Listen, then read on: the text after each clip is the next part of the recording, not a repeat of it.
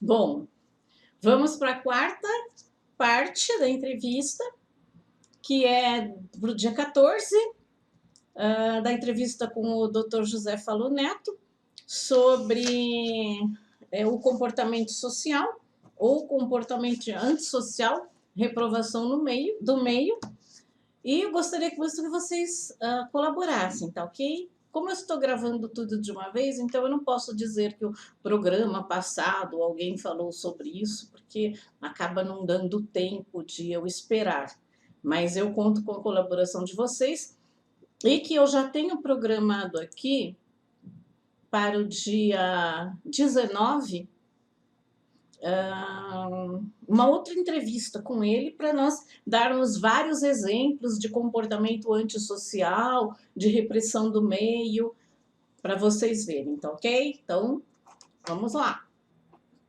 Bom, nós estamos agora, acho que no quarto dia, né, no penúltimo dia desta fase de falarmos sobre a planação, porque é um assunto muito grande, é um assunto novo e um assunto muito extenso para as pessoas entenderem. Tá? Então, olha, o que a planação propõe substituir a repressão do Estado pela reprovação do meio, né? Não, Débora, eu vou me permitir fazer uma pequena correção, que jamais a gente vai propor uma coisa pela outra. São papéis bem definidos, ambos no combate, nesse fronte do combate à violência. Nem a reprovação do meio substitui a repressão do Estado, e nem o contrário. A recíproca também não é verdadeira.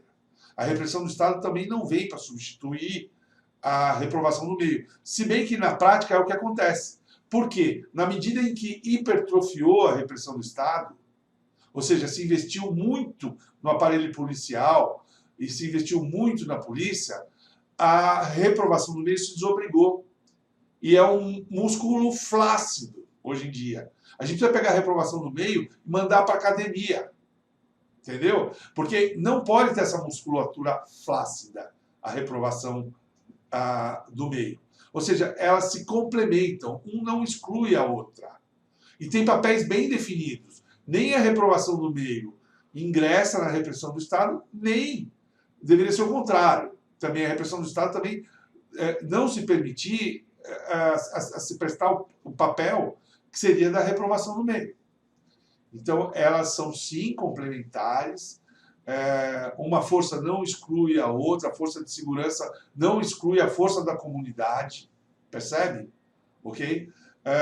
O que acontece é que, por exemplo, as armas são distintas. Na reprovação do meio, você vai usar da censura pública.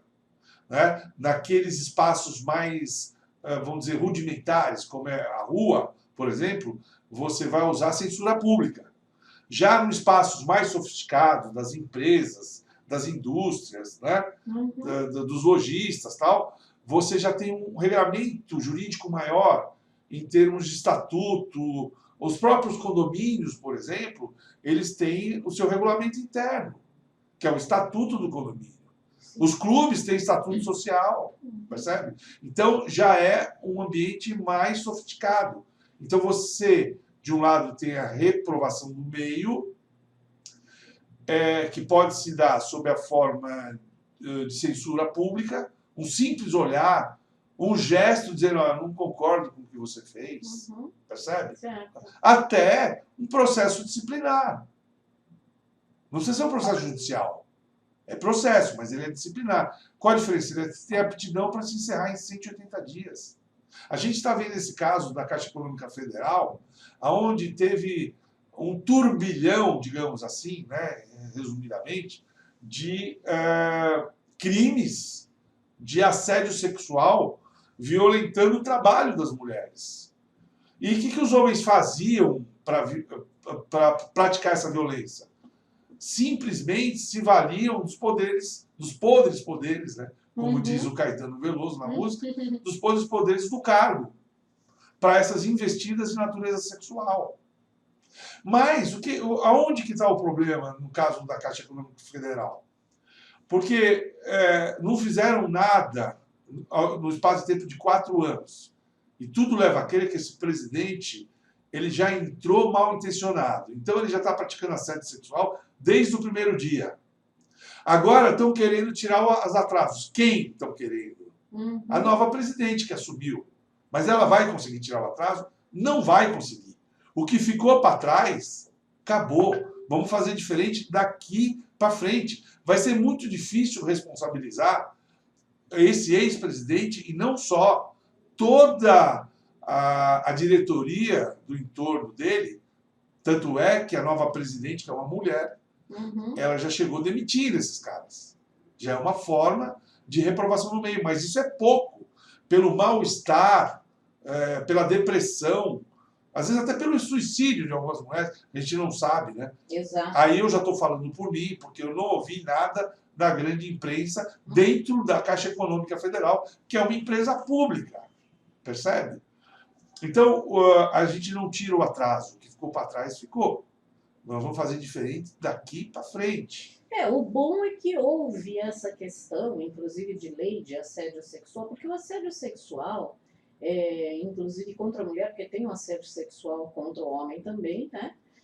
Sempre existiu. Eu sofri assédio sexual a minha vida inteira, né? Principalmente profissional. É que eu sou uma pessoa tranquila, nesse ponto eu sou calma, e eu levava tudo brincadeira, né? E já teve assédio sexual de encostar em mim. E o que você vai fazer? Sabe? Dá vontade de socar, jogar a pessoa pela janela. Né? Eu fui reclamar para o meu chefe. Né? Só que eu poderia ter feito um escândalo, mas as mulheres, e o medo do escândalo que tem, né? Com relação a isso. Pois é, o escândalo deve ser evitado e substituído, aí sim a substituição é procedente, pelos canais institucionais da empresa. Mas nesse caso, o mal-estar, o mau exemplo veio da cúpula. Né? De uma pessoa que tinha poder disciplinar sobre os superiores hierárquicos, né? Os subordinados hierárquicos dele e os subordinados imediatos. Então, o corporativismo, né, permitiu que ele tivesse essas condutas reprováveis ao longo do tempo, de 4 anos, e agora o que estão querendo fazer? Um mutirão.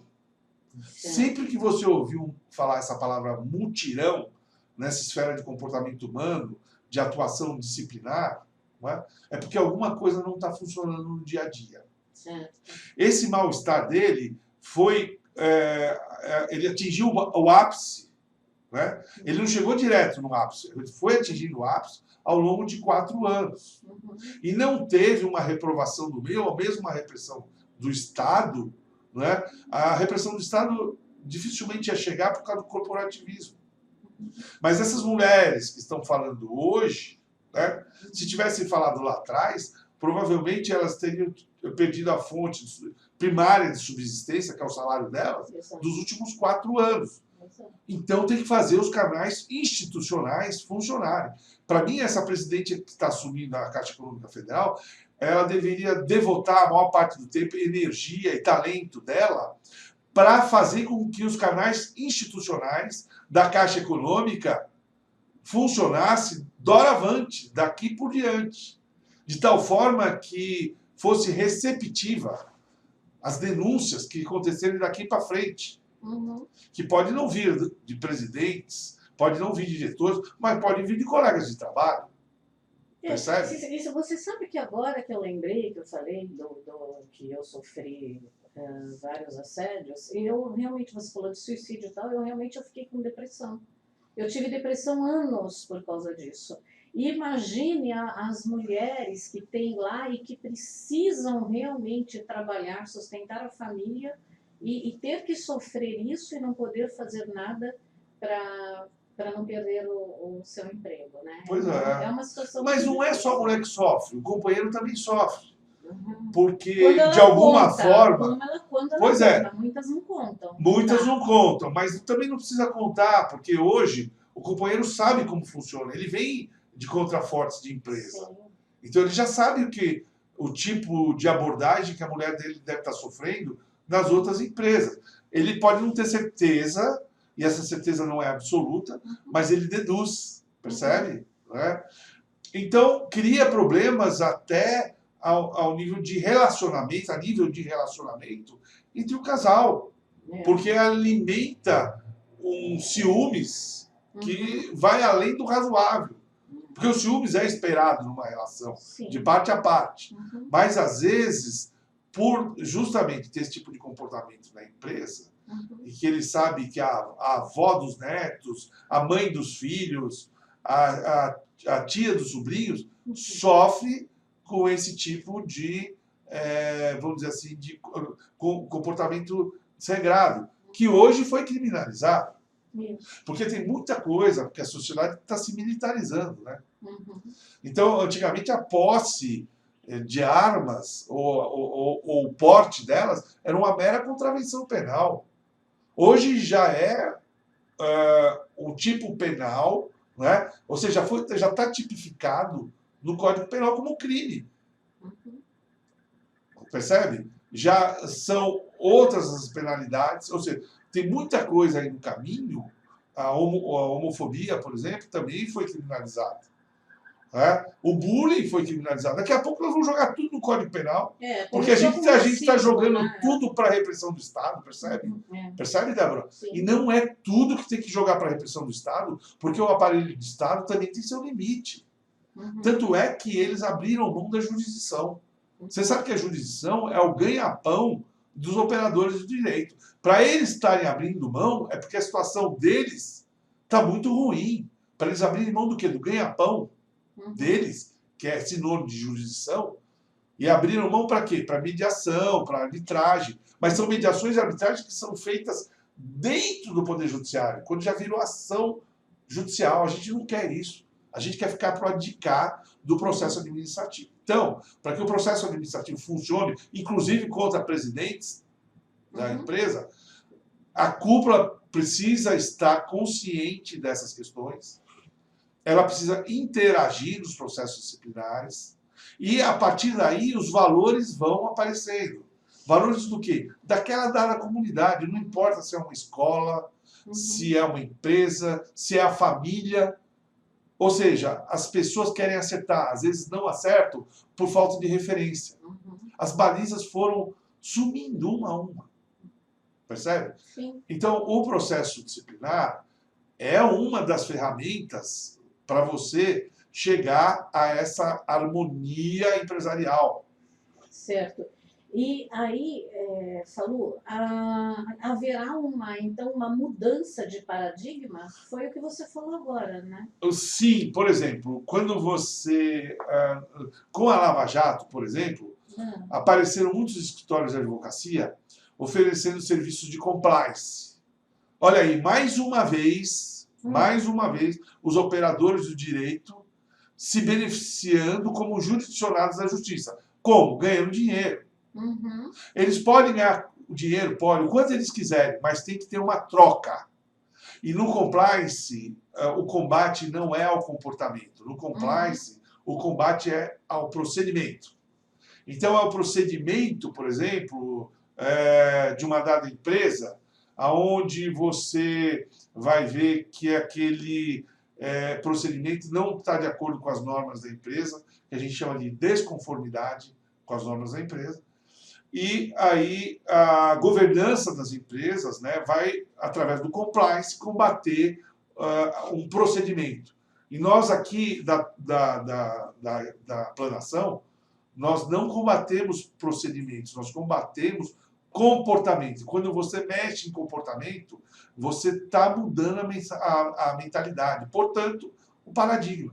Essa é a diferença. O compliance não muda paradigma, continua. O procedimento não vai mudar, ele só vai dizer que aquele funcionário teve um comportamento irregular, percebe?